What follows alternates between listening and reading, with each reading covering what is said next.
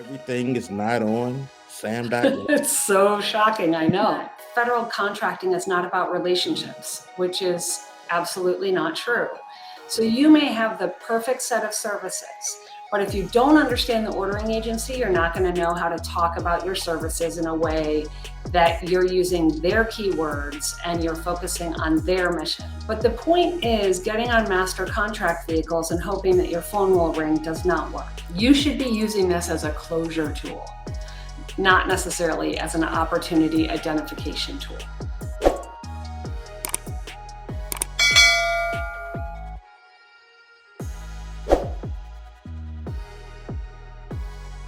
Hey, welcome to my channel. My name is Dr. Curtis A. Merriweather Jr.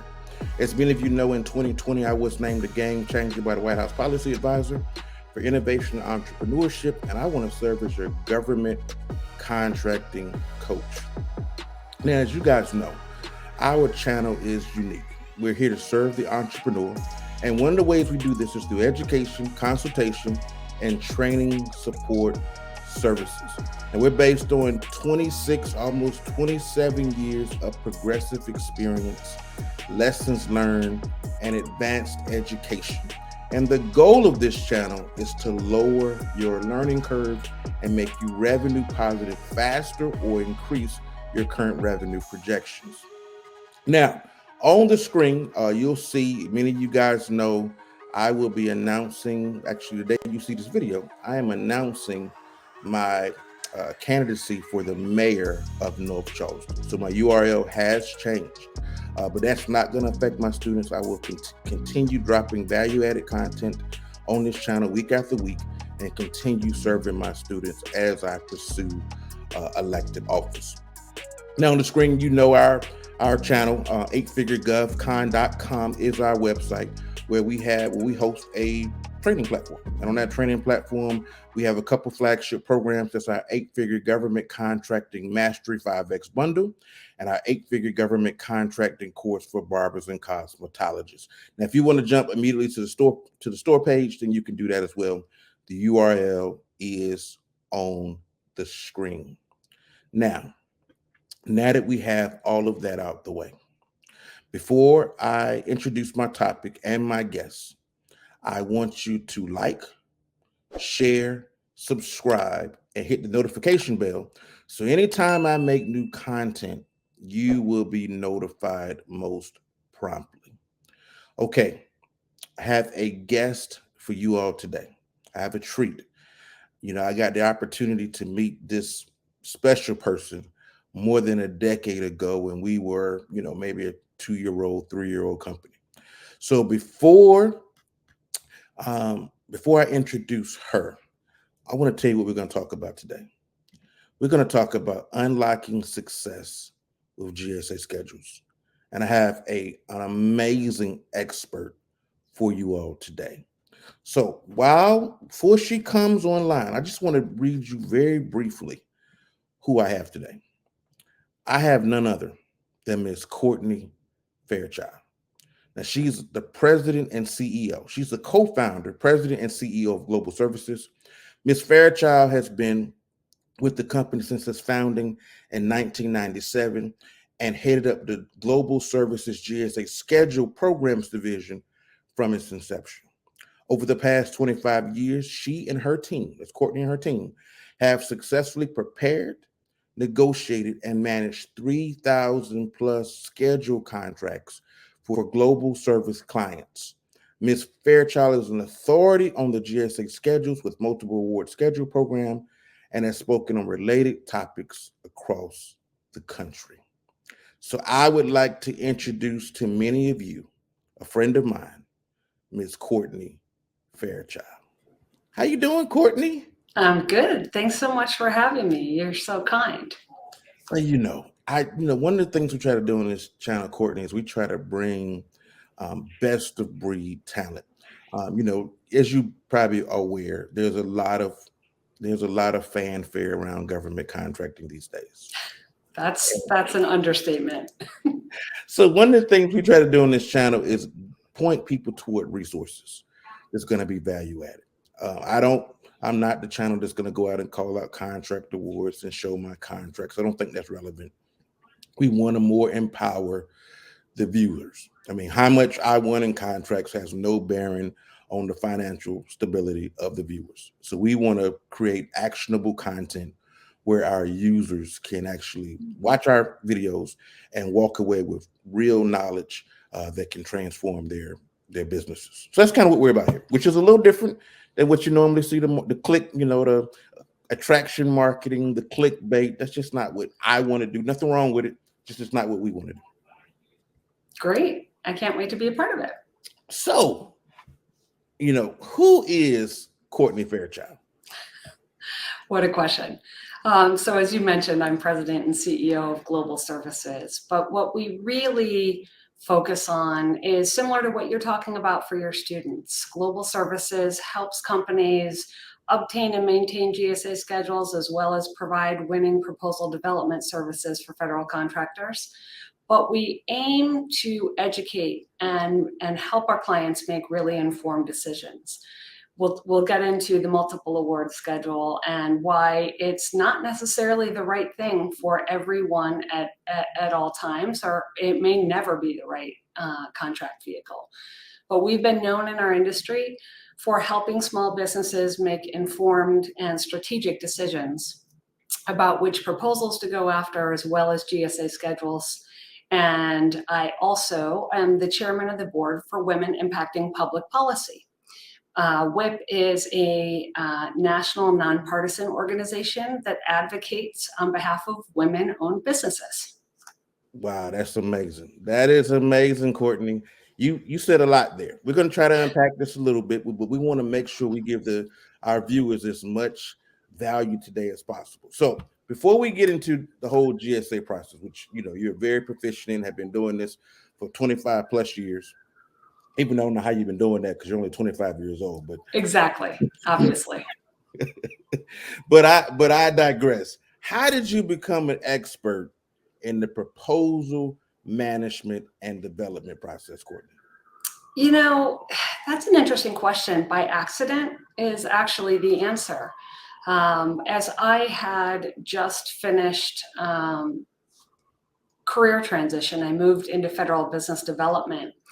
And services were just added for the first time to the GSA multiple award schedule. So the first thing I did, along with everyone else, was to learn the multiple award schedule for services. And accordingly, 26 professional services schedules were eventually released. So it became its own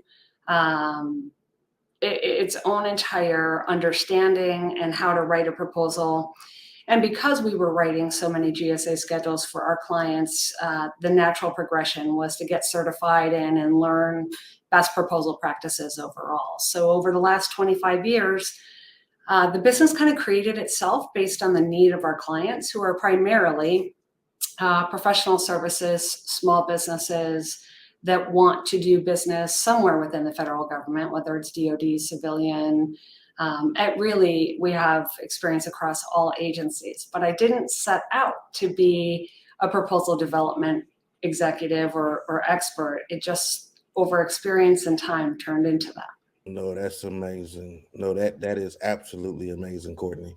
Okay, you threw out a phrase that you and I both are intimately aware of, but the rest of our viewership may not be.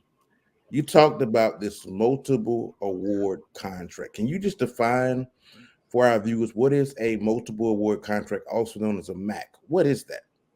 Well, a multiple award contract is any contract that's issued by an ordering agency that can be used against multiple agencies. So they're government-wide, can be government-wide. Not all MACs are government-wide. That has set pricing and awarded contractors on that list. No, fair. Now, how is the MAC related? And you kind of highlighted a little bit, but how is a MAC related to GSA schedules? The GSA schedule is called the multiple award schedule. It is itself a government-wide contract. It can be used across the entire government. with set ceiling pricing for products and services that can be sold either worldwide or domestically. So the GSA schedule is actually, the true term of GSA schedule is a listing of all the contractors that have been awarded.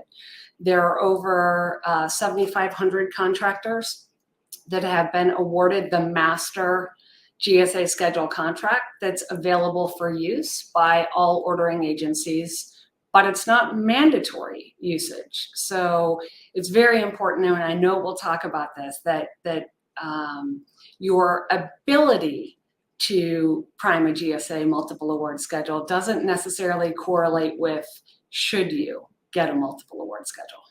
No, you hit the nail on the head, because a lot of folks think that just winning a contract is enough, and we know that just winning a contract vehicle does not guarantee revenue. But we're going to keep moving. I'm sure that's going to come back. It'll come up. Now, before we kind of dig into some of the details, what should folks know about Global Services, the company that you founded? So I got a variety of audience. I got some who are brand new to government contracting, still trying to figure out what this is. And I also have folks that are very seasoned. So for those who may be looking at GSA schedule and proposal support in general, what should they know about Global Services Inc., the company that you founded? They should know, you've talked about our experience. I think that speaks for itself over the last 25 years, but we're really consulting focused. We're strategic. We are not a firm that's going to throw proposals over the fence repeatedly with the hopes of, winning something that has not been properly pursued. We believe in proactive business development. The Institute of both capture and proposal development in combination. So we are going to help you, and at no cost to you, if you have questions about whether or not the multiple award schedule is right or a particular RFP. We do not charge for the consultation to talk about should you make a good bid, no bid decision on this particular opportunity. And I just don't think there are as many or any strategically sales-focused proposal development firms at our price point. We have tailored to work with small businesses, and we tend to be about 50% less than our most major competitors. So I think it's more available to small businesses, and we're not going to spend your money where we don't think you're going to be successful. No, that's key. I remember we used you all services. This had to be 2012, 2013. We didn't have the budget, that most of, government contracting practice tell you should have. We didn't have it, but we still felt like we Who were. does? Well, right, especially as a newer company. Yeah. But we had a shot, and you guys were instrumental helping us put together a formidable response, and it was a great learning opportunity for us. But you mentioned something that I just kind of want to dig into slightly. I talk about this on the channel, well, not all the time, but sometimes. You talked about capture and business development, also known as BD. Can you just briefly, 2 sentences or less, kind of give us a definition of what capture and BD is, so when people call you, they're not going to be shocked when you start talking around those terms, even though you may not call it that? Sure, and I think everyone needs to have a process. The question here is, how do you research the opportunities that you're going after? How do you understand them? How do you proactively put yourself in places where you can learn more about them, whether it's at small business opportunities within that particular agency, making sure that you're going to any of the pre-solicitation conferences, questions and answers, all through this, right? But the point is, getting on master contract vehicles and hoping that your phone will ring does not work. You've got to have a strategy in place that helps you research, track, make relationships with the people that you're intending to work for, and then finally write the proposal to get it in. They don't have to be internal resources. For instance, we may serve as the outsourced proposal development arm. But you do have to account, and you said it, Curtis, you've got to have budget to be able to do those things, or the federal government is just not going to work. Having certifications is great. Having master contract vehicles even can be very helpful. But you have to have resources put into place to know who are you selling to? What ordering agencies and sub-agencies? How do they buy? Who are the incumbents? Doing all of the market research that Guy Timberlake is so good at teaching all of us how to do is extremely important to your success. No, that was amazing, Courtney. That was amazing. You know, I mean, there was so much value in that alone. I want to dig, but I want to make sure that we cover the information we're supposed to cover today. But I want to go down a rabbit trail, but I'm not. So what is a GS? You know what? I am going to go down a rabbit trail, Courtney. So when people come Okay. to you and they just say, because I hear this all the time, you need to go on. I hear this on social media all the time. You need to go online and just write a proposal. What Oh, what do you say to that guy when people just bring proposals in yeah. if they saw it on sam.gov? So that's a great question because I get several calls a week from someone that will say one of two things. I found this on sam.gov and we are a perfect fit for the types of services or products that are being asked for in the RFQ. So my first response is, how did you learn about it? What do you know about the ordering agency? How long have you been tracking it? You know, all of the things that are going to tell me, do you have enough intimacy? Because I think the mistake that people make in proposals is that federal contracting is not about relationships, which is absolutely not true. So you may have the perfect set of services, but if you don't understand the ordering agency, you're not going to know how to talk about your services in a way that you're using their keywords and you're focusing on their mission. Ultimately, all proposals are about conveying that you can help solve a problem and that you understand what that problem is from the ordering agency's perspective.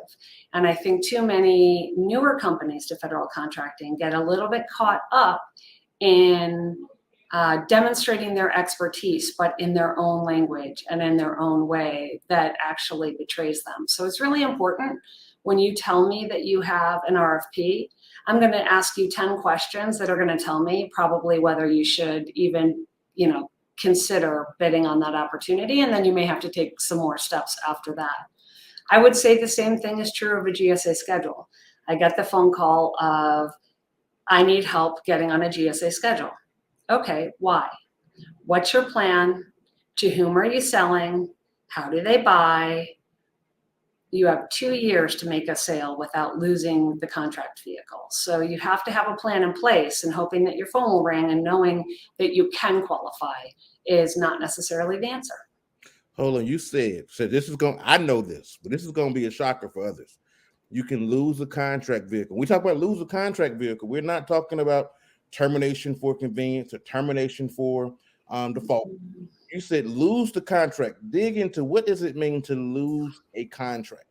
Yeah, the multiple award schedule has a clause in it that says you have 24 months from the date of award to do at least $25,000 of sales, or the contract will be auto-canceled by their system.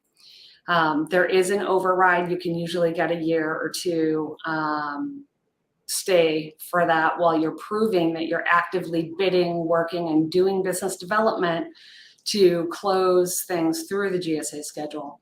And then every year thereafter. So if you don't believe that you will easily do $25,000 in 2 years, hold. It's not the right time to go after the multiple award schedule. If you don't know to whom you're selling, wait, because you need to start digging into where is it that our best opportunity for success is. And then you need to find out how they buy. A really good example of this is an IT company with past performance can get on the multiple award schedule for IT services. But if they want to sell to the Navy, they're going to quickly find out that the Navy doesn't like to use the GSA schedule for IT services. They have their own contract vehicle, the Seaport contract vehicle. So if I am not knowing ultimately that I want to sell to the Navy, then I'm going to have wasted my time in getting on the multiple award schedule when I should have been looking for someone that is already awarded the C4D that I can actually go through as a subcontractor. This is very rich, very rich. It does matter which schedule you get on, which GWAC you should look at, You because bet. like I said, if your customer does not use, like for example, today, and you know this, and many of the folks that are new to government contract who just got in SAM are getting those calls from GSA schedule providers telling them, hey, there's billions of dollars in government contracts, you need to go and get a schedule, and not really understanding yet how the government works. So that's why it's absolutely key to talk to people like Courtney who are going to help you, kind of determine myth from fact, so you can, smartly move in that process. Now, you've talked about this a little bit. What is a GSA schedule? What is it? I mean, I know it's a multiple award. Kind of what's the premise behind the whole GSA schedule? Because I hear in all these contracts, I see all this stuff on sam.gov. There's not enough real, no kidding, actionable information on what is a GSA schedule. So what is a GSA schedule, Courtney?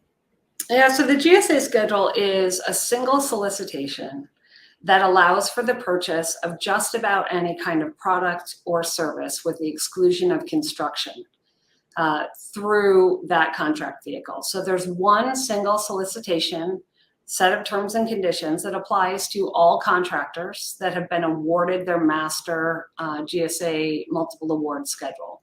You can have it for multiple things. And the special item numbers and classifications that fall in the GSA schedule follow category management and ultimately down to a special item number, which you would think of as a CLIN on another contract. But really, they are now associated with North American Industrial Classification Standards codes, or NAICS codes. So you are listed amongst other contractors that have the same special item number or NAICS code listed on their contract. And ultimately, requests for quotations or RFQs come out through the e-buy system that you only have access to once you're awarded. So the other thing about the GSA schedule, and you're alluding to it in your question, is one of the reasons that people don't know a lot about it is until you have been awarded, you won't see the opportunities that go through the contract either, because there's no requirement to post GSA bids on sam.gov. The e-library actually takes care of that onus all in and of itself. So you have to be awarded a special item number to be able to bid or see the opportunities that come out underneath it. Courtney, you want me to believe, and I know this to be true, I'm just blessed with you a little bit, everything is not on sam.gov? It's so shocking, I know. I guess yeah. Go ahead, Courtney. No, I was just going to make another joke. I mean, it's the idea that sam.gov is the answer to everything, and we're just going to get on and start bidding against, services solicitations. The same thing is true of eBuy, by the way. I mean, just because you have access to it doesn't mean you know that ordering agency. You don't know how that RFP was created or what performance-based statement of work, who was driving that procurement, because you should be driving the procurement. You should be using this as a closure tool, not necessarily as an opportunity identification tool. Oh, that's a great distinction. That is a great distinction. And I hope people really heard it. Oh man, that's a great distinction. This is rich, Courtney. This is rich. And like I said, we went off script, and that's okay, because I've been finding a lot of value in this. So what should viewers be considering? So you said a lot. If they're thinking about a GSA schedule and they're calling you up on the phone, what kind of things should they be thinking about before really putting, pen to paper? Before pursuing a GSA schedule, what would you tell them? The first thing that I tell people, and I think this is the most important thing I might say to you today, is the GSA schedule awards are based on what you have done over the last 2 years. It has nothing to do with your ability to do things. So it's not what you can do, It's all past performance based, what you have done over the last 2 years. So you could hire 10 engineers today with the ability to perform until you have an engineering project. You will not be awarded the GSA schedule for engineering. In fact, in the 2 years, this is the sort of down and dirty requirements. You should have been in business for 2 years, prepared to provide your financials, and the financials should be positive. You have to also have at least one project for any professional services opportunity, or 2 projects for anything that's IT that you have completed in the last 2 years that's in the same scope of the special item number you want to go after. If it's ongoing, 12 months have to have been completed. So you have to have done in the last 2 years what it is that you want to put on the GSA schedule. And much more importantly, you have to have billed for every labor category or product that you want to put on the contract. You will prove this by invoice, and you will have to certify the lowest rate for any mappable equivalent labor category that you've billed in the last 2 years.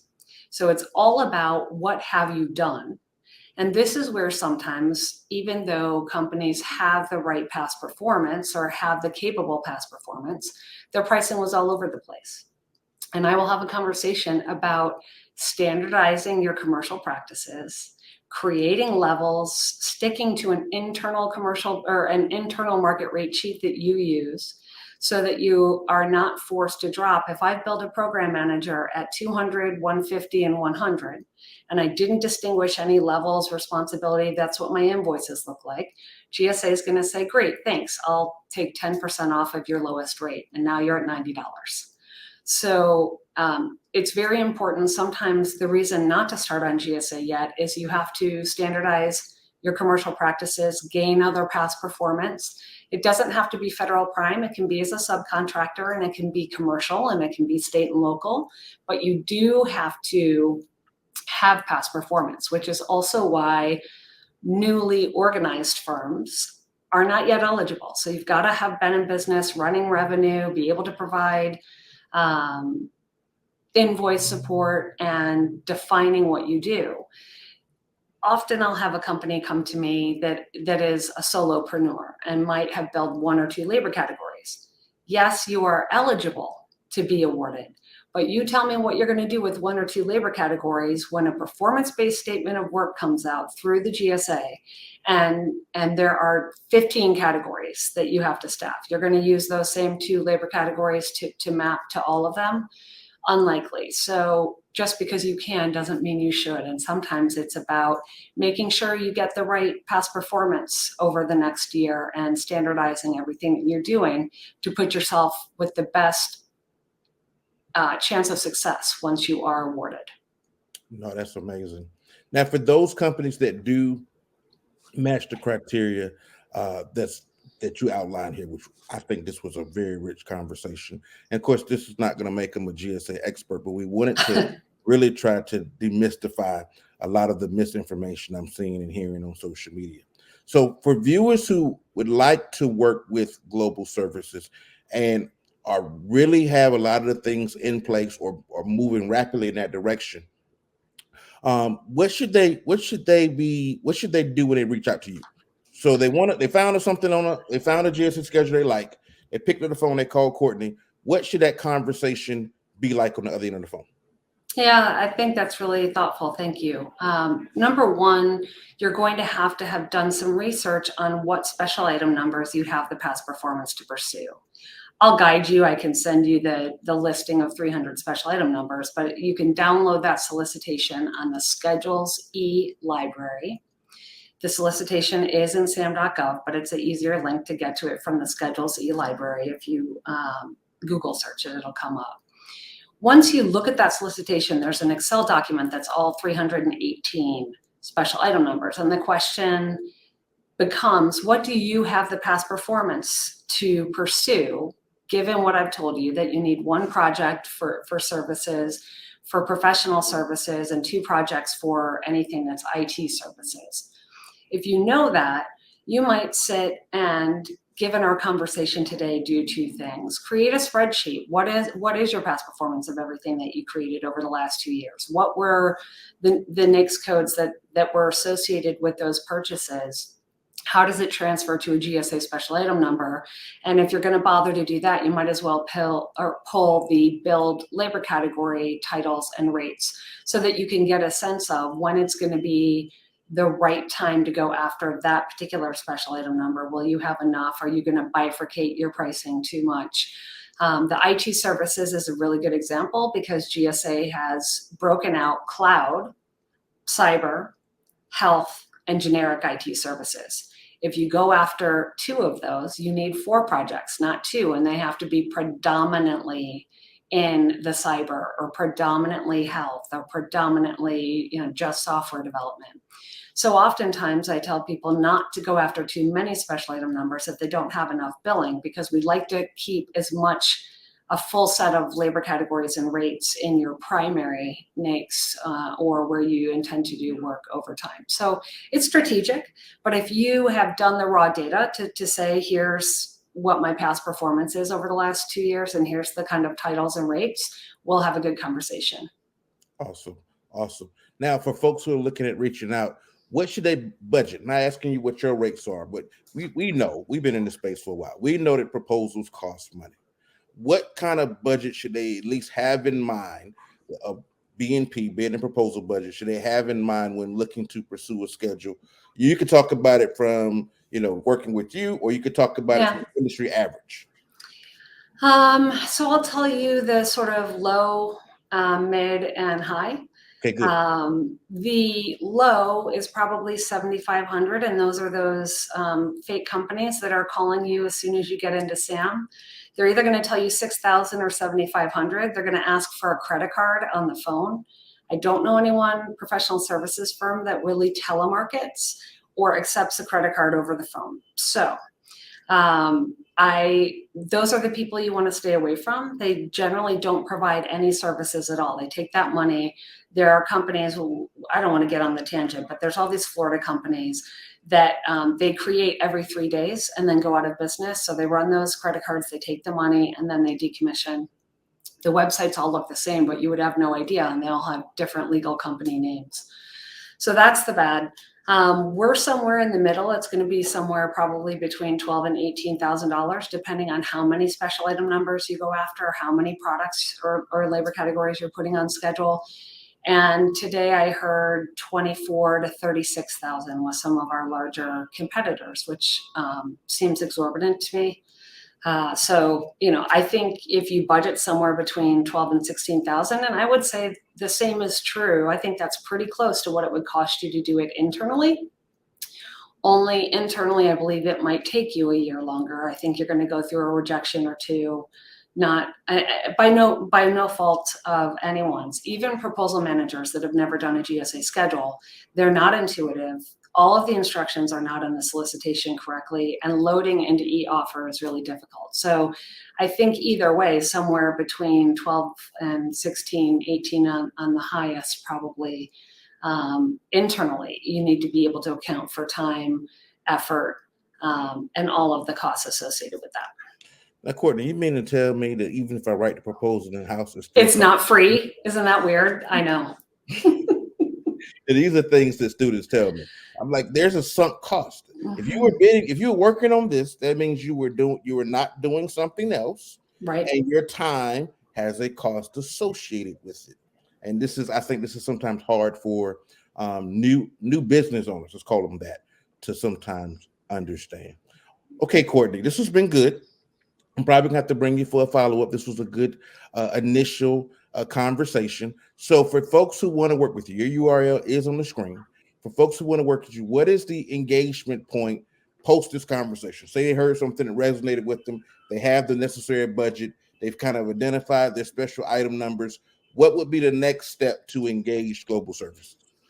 You can either use that URL to go to our Contact Us site, which will end up coming to me anyway, or you can send me an email. My email address is cfairchild@globalservicesinc.com. And we'll set up a call. We'll talk about what your needs are, timeline, None of these are exactly the same. It's amazing when you do this correctly. Everybody has a little bit of a different process, and we tailor our services to each client. So it's important, and I will personally have that conversation with you to make sure that we get it right from the beginning and that we don't set out on something that's not doable for you. Oh, that's amazing. That's amazing. I mean, you guys provided a lot of value from us very early on in our government You're contract kind. journey. I know it's true. It's all true.